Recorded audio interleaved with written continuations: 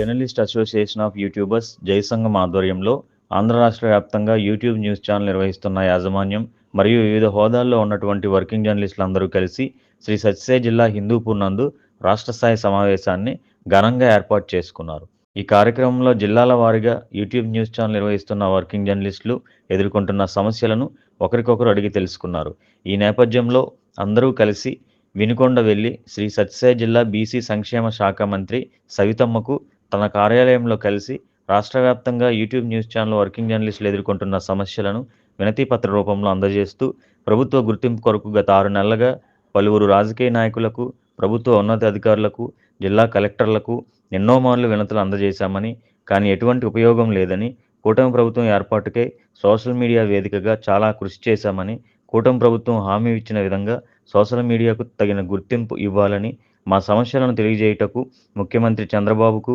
మానవ వనరుల శాఖ మంత్రి లోకేష్ బాబుకు కలిసే విధంగా ఏర్పాటు చేయాలని తెలియజేశారు. ఈ సందర్భంగా మంత్రి మాట్లాడుతూ ఐ&పిఆర్ మినిస్టర్ పార్థసారథి దృష్టికి తీసుకువెళ్లి త్వరలో మీ అందరికీ మంచి జరిగేలా చేస్తానని హామీ ఇచ్చారు.